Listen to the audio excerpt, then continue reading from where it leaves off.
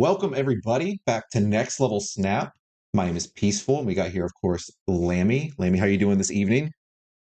I'm good, man. It's been a while. It's been a while It actually has to been a do this while. video. Yeah, holidays kind of got in the way a little bit, but we are back. Make sure we're about to get into it, but before we get into it, make sure you are subscribed to the channel so you don't miss when this content is coming out. We're going to be pumping out a little bit more here in the next couple months, hopefully. So you make sure you don't want to miss it. Now we are going to start a little bit of a new series today. We are doing something we're going to call the archetype series here on Next Level Snap, where we're just going to dive into some specific archetypes in Snap, what makes that archetype work, what cards kind of are a key part of that, and then also obviously how to play the deck optimally.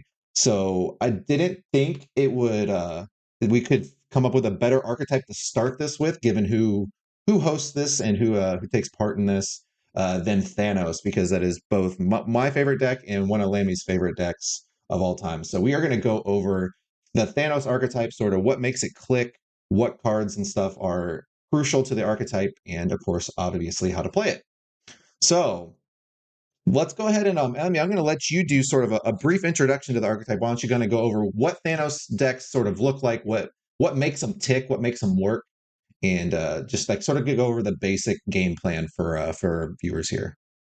Right. So with Thanos, I think we've had like a year of having Thanos in the game already, and for the most part, there's been two very distinct styles of Thanos, and I think this is gonna be relatively evergreen because Thanos just like supports this type of gameplay, right? So the first one we wanna talk about is lockdown Thanos, lockdown style Thanos with Professor X, and basically churning out cards that are more expensive on earlier turns because Thanos has this card called Time Stone, right? So Time Stone lets you play like a 5 cost card on turn 4 or like a 6 cost card on turn 5, stuff like that. Yeah, this has been Thanos's like main game winning plan for the longest time. And Lockdown Thanos lets you do that with something oppressive like Professor X.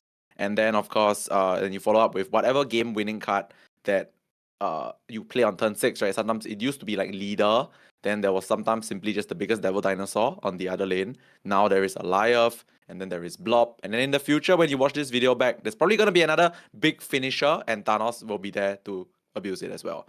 And of course, when we talk about big finishers, we cannot forget about the most important enabler for big finishers, which is Lockjaw, right? Thanos naturally runs a lot of low-cost stones in your deck. We'll get into that a bit later. But using the stones to play into Lockjaw to transform into to swap with something in your deck to get like a bigger a card is something that Thanos has been doing for the longest time, and I think will be the same in the future as well. So these are the two main styles of Thanos that have been popular for the longest time, and I think it's gonna stay the same for a while as well. So Lockdown or like Ramp Thanos, and also Lockjaw Thanos, which is effectively also like Ramp, right? Because Lockjaw lets you change your stones for something bigger. And yeah, I think before going further into any of these, I think I just want to say that like knowing how to play Thanos is knowing the stones is very important, right? Like when I personally my experience playing Thanos was I started in 2023 February with Thanos. What I did was I really just like got used to playing the stones because the stones all do a lot of different things. Right? I think at this video probably we won't go into super depth about like what each stone specifically does, but we can talk about like use cases of the stones here and there later. I agree. And so when Thanos first launched, they first added the token shop and they put Thanos in there, he was the first card that showed up for me. So Same. I don't know if you remember, they gave you 6,000 tokens. So I was just like, Yeah. well, screw it. I knew it wasn't the correct way to do it. I knew it was better to use them on cheaper cards and get more cards, but I couldn't resist because it just seemed like such a cool card. And like you said, I think the important thing is knowing how to use the stones, but also, and this is going to sound a little weird, I feel like sometimes people are too greedy with the stones and understanding context of when you need to save a stone in a certain matchup. Like I think the biggest example is obviously Reality Stone. There's a lot of matchups where you need to save Reality Stone for whether it be Storm, whether it be Magic, and if you can identify it early, you can save it for that. But for the most part, I think people are uh, a little too scared to play some of the stones. They get greedy, like maybe with the space stone, like, oh, I want to save it to use with Lockjaw to pull a big thing out of the lane or whatever. And a lot of times, like you need to churn through and find your game plan. So that's an important part of it as well. All right, so let's go over. We kind of already touched on this because it's kind of hard to talk about the different archetypes of Thanos without mentioning certain cards. Well, let's kind of go over different card packages you commonly see in the Thanos archetype. So the first one that comes to mind for me is Psylocke and like you said, Devil Dino slash Professor X. I think almost every Thanos deck runs that card package, right?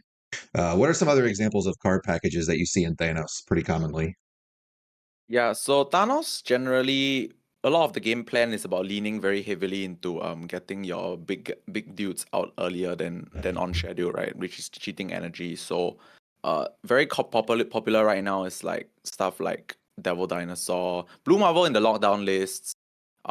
Vision is like in most Thanos lists right now because it's just flexible. Like Vision is a very good card right now because you can like shift it and then like put it in an off lane and then play your blob in the other lane. Also, yeah, obviously now that since we're talking about blob is in like every Thanos list because it's just like naturally beneficial, right? Your deck runs 6 extra cards, and with stones in your deck, you also kind of mean that you possibly draw your big cards less often, which means they stay in the deck, so you play blob. Recently, Magneto has a resurgence as well, because of well, blob. It's a big card, and also Scar. Scar has been like in and out of lists recently. No, not definitely like the best way to go about it right now. I would say like it's just still up in the air. But Scar benefits a lot from being able to cheat out your big cards a bit earlier as well. So I think enough about big cards. I want to talk about like the lower end of the deck. Iron Lead is technically a mid-range card, but in this deck it can be insanely huge as well because like it could be a blob, it could be a dino, it could win a game by locking out lanes with a Professor X. So Iron Lead is kind of very popular in the Thanos decks as well. Another one, of course, Jeff. Jeff with Professor X is just match made in heaven, right? It's just perfect. Mhm. Nico Minoru personally has fallen a bit out of favor recently due to the Mind Stone change because honestly, your Mind Stone, you really, really want to draw your Time Stone right now because Time Stone lets you set up whatever we've just been talking about, right? So Nico is a bit like on the wayside right now. I did forget to mention that like there's also like here and there there's a destroy Thanos like stuff running around, but those are relatively more inconsistent because you're running an 18 card deck and you still need to draw your Venoms, Carnages, and Deathlocks to pop stones and stuff like that. But what is actually commonly played in Thanos right now is Killmonger Death because at the end of the day, Killmonger Death in a Lockjaw Thanos build especially, it's not something that you need to work. It doesn't need to work, right? It's just there because you can roll death off of Lockjaw and you don't really mind. Sometimes you can actually manually use Killmonger to blow up stones and play a very cheap death. So the prevailing like destroy mechanic in Thanos has just been Killmonger and death, which is not really a destroy deck. It's just like a small little package that you put in there, which sometimes it works. If it doesn't, you don't really care. That kind of thing. Yeah. That package is really good with Lockjaw specifically because like if you're lockjawing, clearing out the stones is really nice because it gives you more room in case you accidentally pull it off Lockjaw. But then also like the games where you miss Lockjaw, sometimes you can just win because you stone, Killmonger, an early death, and then a big thing on 6. And that's still a pretty strong game plan that can win you games where you miss your main game plan. And that's something I think, as you can see from what we're talking about with card packages, a key part of Thanos is not relying on too much synergy. Like you said, the destroy deck running around, it when it works, it's great, but it's so hard to make that work, especially since the Soul Stone change. We're talking you going back, what I guess like 3 or 4 months now, where they took the draw off of the Soul Stone, and then any of those outlier like niche Thanos archetypes kind of fell off really hard because they relied so much on churning through your deck with the stones, and just losing that little bit of consistency really messed them up. But something like just Killmonger and Death is perfect because, like you said, you can pull it off a lockjaw, but when you don't, a lot of times you can still get it out for pretty cheap. And that package is insane in the mirror, right? Like if they're not running Killmonger Death, it's just like it's so gross. Yeah. I want to add that, like, I think recently there's one more thing that's been creeping into lists. Well, two things actually. Firstly, we want to talk about Leech. We forgot about Leech. Leech has been something that has been like, I wouldn't say staple, but in and out of Lockjaw lists, for the most part, in and out of Thanos decks. Because well, it's a 5 that you can cheat out early, but it's not so much for stats. It's more for disruption. Yep. And obviously getting it free off of a Lockjaw. In fact, in this vein, getting many and anything that's like higher value than a stone off of Lockjaw is usually profitable and something you would like to do with Thanos as well. Kyra, one other thing that I want to talk about recently is Kyra has been creeping into lists to protect, like the most of the lists right now run upwards of like 3 to 4, 6 drops, maybe even 5 sometimes, right? Scar, Thanos, a Blob, and yeah, that kind of thing. So Magneto. So Kyra naturally is in there to protect yourself from Shang-Chi. Sometimes protecting your stones is very important as well, because at the end of the day, all these stones are actual stats. Like the power stone's a 1/3, right? Soul stone can be Yeah. a 1/4. It's all these things matter at the end of the day to get you initiative, to win the lanes by a few extra points. So Kyra does a good job in protecting those things as well. So she's been creeping into lists quite recently. Yeah, I'm not a huge Kyra fan, as you know from when we were on the podcast Mm-hmm. with Glazer, but I do think she's pretty okay in Thanos. I think she's okay in Thanos, and I think she's okay in specifically Infinite lists because of Yeah. all your one drops in that deck. But she has made quite a showing in Thanos. I was actually impressed with how good she has been because I thought she was going to be really bad. I think it helps that she can like you can play into a lane like Death's Domain with her in play. That was a lot bigger of a thing than I considered when I first made my evaluation of her. I Mm-hmm. still think she's not great. But Same. so let's kind of go over, we've kind of touched on it a little bit talking about the archetype. So let's kind of go over the main game plan. What's your main game plan with a Thanos deck? Let's kind of give them like let's go over the ideal curve and sort of give some specific gameplay tips for playing through some games with Thanos. Right. So you mentioned earlier that there are times that a lot of players they get too greedy with holding the stones for a specific reason, right? So I feel like at the end of the day, you need to think of Thanos as a okay. So Thanos in general, whether it's Lockjaw or it's just like any other other kind of build of Thanos, Lockdown or whatever, right? Thanos is naturally inconsistent deck compared to other Marvel Snap decks. Why? Because you're playing 18 cards and most Marvel Snap decks, every other Marvel Snap deck is 12 cards, right? So let's just get this out of the way first. Like your Thanos deck is supposed to be more inconsistent than your opponent's non-Thanos deck. It's just the way the deck is built, 18 to 12. So this just means that a lot of the time when you get stones in your hand, like especially reality and space stone, right? People want to think about the card as, oh, we need to hold these cards for specific use cases. But the thing is, you also need to remember that like if you don't draw towards your potential mid and then end game, you will never reach a state whereby you can use these stones for that specific purpose that you wanted to, because you'll be too far behind on board. So what I'm trying to say, drive at here, is that like a lot of the times, just draw cards with your stones in your early game and then adapt your game plan from there. I think I've been saying this for a year now. Every time Thanos pops up, like people often ask me like two very big questions, like why can't I win with Thanos Lockjaw and why can't I win with Thanos in general, and when should I play my stones? I feel like the when should I play my stones things firstly is the most contextual one, because yes, sometimes you need to save time stone for turn 3. Let's say your hand is like Vision Devil Dino, right? So you can time stone on turn 3 to play a 5/4 and a 5/5. Yeah, that one makes sense. But like if your hand is like 2 draw stones and 2 sixes and no clear foreseeable like things you can do on turn 3 or 4, you probably need to play your stones to draw for that foreseeable game plan and then adapt from there. So that is one thing that I think a lot of people miss out on using the stones, is that they are actual 1 cost cards that draw a card a lot of the time. So you need to use that to your advantage, populate the board a little bit, see what you draw. If it's still bad, maybe you retreat. If it's better, you draw your Lockjaw, you draw your Time Stone, you draw your Psylocke, you draw your Iron Lad, then yeah, you can proceed with your game plan. But the thing is, you need to draw to your game plan. It's a card game, you draw cards. And Mhm. then Lockjaw specifically, I feel like with Lockjaw, um, I think people are a bit like scared of playing Lockjaw sometimes, because at the end of the day, it's variance, right? Like at the end of the day, you need to like sort of like roll a stone on maybe on turn 6 and hopefully hit your big card. I mean, a lot of the times this is RNG, and I think losing in such situations is completely normal. But you just think of it as a percentage out kind of thing. Gonna use a very simple example, right? So you know that let's say you need to win this lane by playing a stone into the Lockjaw and hopefully roll something big.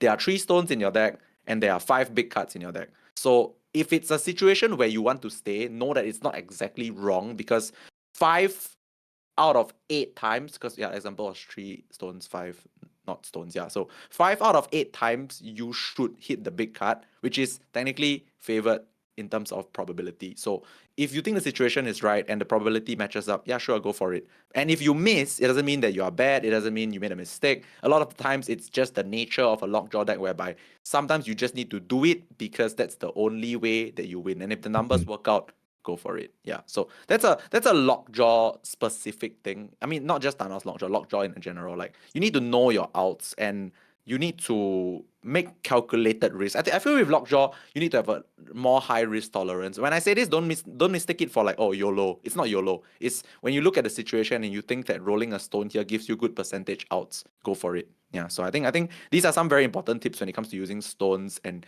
game plans for like the Thanos deck.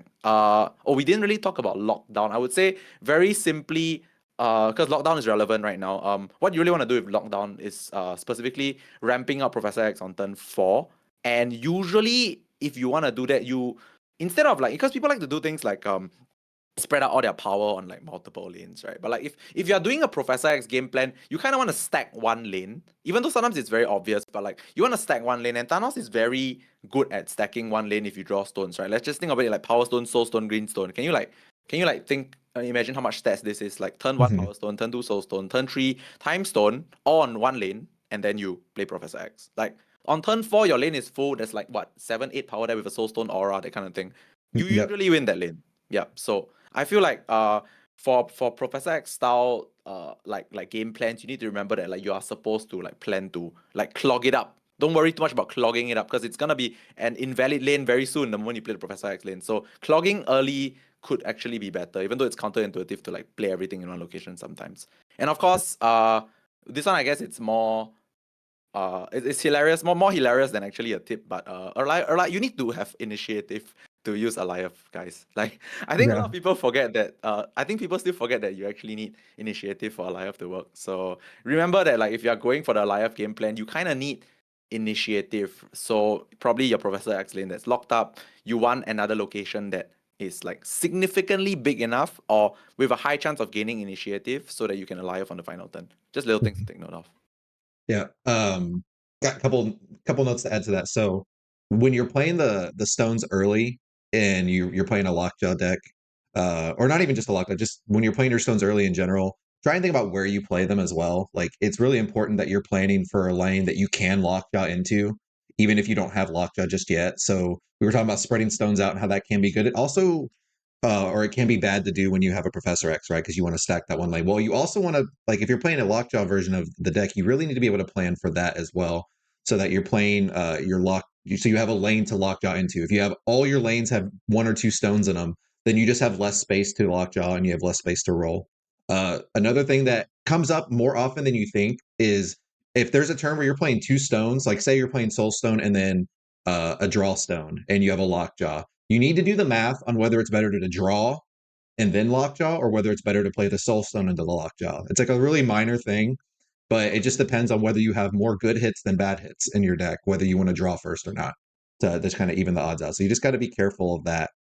But yeah, there's a lot of little things like where you play your stones early, like like a very easy thing to kind of habitually do is if you have Mind Stone or a Draw Stone on turn 1, play it the middle lane. If you have a Reality Stone you have to play turn 1, play it in the right lane because that lowers the variance on the locations unless there's a bad location on the left that's already shown up. Just little things like that. There's a lot of little things with the stones that give you really big percentage points if you just build those habits to where you're doing it pretty regularly. Here's a fun one. How do you beat Thanos? So a lot of people, we like to talk about how to play the deck and all that stuff, but let's kind of go over what should be your game plan if you're playing against this deck. This is actually a very common thing right now because Thanos is one of the most popular decks in the game. So what sort of archetype should you be looking to play? What sort of should be your game plan early and late to make sure you're not losing to this deck? Right. So with Thanos, I feel like the first way of beating Thanos is also identifying when they are at their weakest. So this one is quite generic but usually correct, which is Thanos generally doesn't get its deck running if they don't draw their early stones. Because like I said earlier, the deck is naturally more inconsistent. It's an 18 card deck. So if they don't draw their stones, they draw the tall end of their deck without the stones, like the sixes, the fives, they usually pass turn 1, turn 2, sometimes even turn 3. If you notice such things, snapping them just gets them out for 1 cube. So that's like a win sometimes in your book. So notice when they are weak. Also, okay. Anyway, the one way that they come back from like turn 1 and 2 by not playing cards is like they play Lockjaw or Wave on 3, and then they snowball big stuff from thereafter. But of course, that's a risk that anybody has to take. Sometimes snapping early still gets them out. So notice when they don't have stones. That's one way you can snap early and get them out. And regarding to actually like archetypes that beat Thanos effectively, the most relevant one right now is obviously Loki. Firstly, we need to talk about Loki because playing Loki on 4, because Thanos decks just runs like all the premium best cards in the game kind of Mhm. stuff, right? Like the Magnetos, the Dinos, the Profs, the Alioths, the Blobs, and everything like that. Just the big stuff. So playing Loki on turn 4 lets you do their big stuff, but 1 turn earlier or like slightly cheaper. So I feel like Loki is just a natural predator to Thanos. Like it doesn't even have to be like Collector Loki or Quinjet Collector Loki. Just literally random stuff into Loki on 4 gets you Mhm. in a position where you play their big cards for cheaper. Like playing a Magneto on turn 5 to clock them up is crazy. So that is the natural predator to Thanos. But in general, I would say because we talked a bit about like lockdown stuff and getting stones into the Professor X lane, Killmonger actually is very strong if you time it right, if you hit the right stuff. Like Killmonger is very interesting because we talked a bit earlier about like them not drawing stones, you snap and they leave. Actually, Killmonger is one of the cards that like is better when they draw well. It's quite interesting Mhm. because when they draw the good stuff and they play all their stones, you Killmonger them on turn 3, their turn, even if they play Time Stone on turn 3 into a 5 cost card, you have invalidated their entire early game. So it's like your one Killmonger versus like a 5. It's much more manageable if you have Yep. Killmonger on curve versus their good hand. So this is quite interesting. I would say in general, Thanos doesn't actually have like hard counter things other than the Loki one. Because like Loki specifically is not very good into things like Cerebral Tree. Thanos is not very good into in Loki. But other than that, right, for the most part, Thanos is very flexible. Like I'm Yeah. not saying this just because like we both love Thanos, but it's really been the way since its like inception in February last year. And also why every random tournament, there will be one random Thanos deck somehow creeping into the top 8, even if it's not a Thanos meta. Like, there is always one Thanos deck somewhere in the top 8 of some tournament. It's because it's just a very flexible deck. There isn't really a strict way to, like, beat the deck and, like, have, like, an 80% win rate against Thanos. There really isn't something like that. So, I would say in general, Thanos is just a very, very flexible deck. And, you especially for new players, like, if you have, like, a card you want to buy for 6,000, I always recommend Thanos. Firstly, it's like, I mean, this is gonna sound like the advertisement from a TV show or like a toy, but like it's like hours of fun because you buy Yeah. one card and you get 7 cards, right? 6 stones and the Thanos. You always like get value from that, and of course, there is no strictly one best like deck versus Thanos outside of Loki. Everything else is like just okay per se. So I think Loki is just a very good investment in general in terms of like tokens. And yeah, I know this is the portion of the video where we talk about like what beats Thanos very convincingly, but honestly, there isn't outside of Loki. Like I played this deck for like a year. It's always somehow relevant, Thanos. Like Mhm. whether it's like super relevant or like tier 2 relevant, whatever, it's like somehow relevant. So Thanos is one of those decks that I think like will survive the test of time because the stones are flexible, right? Like Mhm. Space Stone, Reality Stone, and then the ever-present Time Stone into ramp strategy, which is always gonna be relevant. Yeah, so Thanos is just something that will stand the test of time, at least for now. Yeah. That's what I think. Yeah. I agree. The one archetype we didn't sort of mention, and I'll go ahead and mention it just because it's not relevant right now as a counter, but it has been at times, is Darkhawk. Now, Blob has Yeah. kind of made that not a thing. But if, Mhm. for example, a month down the line, Second Dinner puts out a nerf to Blob and suddenly Blob is no longer playing Thanos, then Darkhawk could come back up as a counter. You've got even That's people true. running now Leech in Darkhawk just so that they don't get blobbed. They can't get blobbed. Yeah. Yeah. But the blob has really put a dent in that deck overall. So I don't know that you could count that at this moment, but that is something to keep in mind if Darkhawk becomes a very prevalent deck again. Those are the times you've sort of seen Thanos fall off just a little bit, but not right now because blob makes for very small hawks. Let's just say that. But Indeed. all right. Last thing, and then we're gonna go ahead and wrap it up. What type of player should be playing this deck? So like, let's kind of go over like if you enjoy X, what this is the deck for you. So what are some similar decks if you've never played Thanos before that if players, enjoy that they should try this deck out. I think we can liken this Thanos deck, like let's say you've played other card games. Thanos is one of those decks that has quite a varied amount of options per se. Like it's one of those decks because of the stones, right? The flexibility of the stones, how you use your space stone, your reality stone, where you play your soul stone and your power stone, when to draw with your mind stone and when to ramp with your time stone. So like it's one of those decks that has a lot of flexibility, like one of the more flexible decks in Marvel's Snap, because Marvel's Snap is a relatively straightforward game for the most part in terms of a card game. But Thanos adds a dimension of like control, flexibility, and different play styles to it. So I feel like if you like I wouldn't say resource management, but if you like varied play styles in one deck type, right? I think Thanos is the deck for you. For Lockjaw specifically, I would say if you have a high risk appetite and you know your outs, you know your percentages, you like poker-ish style of like all ins and calls. It's very exciting. Lockjaw is a Hmm. Lockjaw style. Thanos is for you, and of course, Lockdown Thanos is just naturally like it just fits. Right from the start of the video, we've been saying that it just fits because the time stone just lets you do early Professor X things. Obviously, in the past we had the pre-nerf Spider-Man, which made the deck even more like imposing, but now we don't. So like just going for like Professor X on turn 4 is like it's a very game-winning thing still, even though post nerf. So I think if you like lockdown style of decks, you can go for Thanos as well. But in general, no, I feel like starting with this video for our series is very interesting because like we started with the one of the more like open-ended decks. Like this deck really is okay. I always use this analogy. Like if you go to Japan, you can always find something to do. Like Japan has something for everyone of all interests, right? That's what I think. And also, Thanos is that kind of thing for me. Thanos is like whatever kind of like player you are, Thanos can suit your needs. Yep. And you can like find something that you enjoy in Thanos. So yeah. Absolutely, I agree. It's funny. I agree. It's kind of funny we did this one first because I think this question specifically will be a lot more relevant when we cover other decks.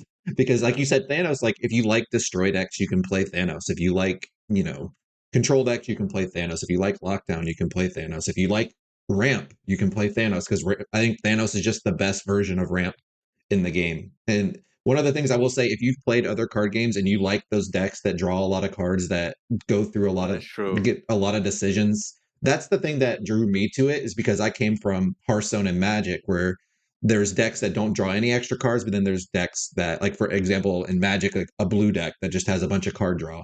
Like those were always the decks that I liked. Like actually, my favorite colors in Magic are green and blue. Which, for those who don't know, green is the color of ramp, and blue is Right. the color of card draw. So yeah, this Thanos was just perfect for me. That's like it encompasses everything I loved about other card games, but let me play Marvel Snap instead. So that if you enjoy drawing cards, I think I know that's a really simple thing to say, but if you come from other games where you just love drawing cards, Thanos is the perfect card for you. I think to add on to that, what you're saying, so if you like looking at a hand of options, yeah, that's also Thanos is also the deck for you, right? Because drawing cards into giving you options, Yep. which is the essence of a card game, drawing cards. Yep.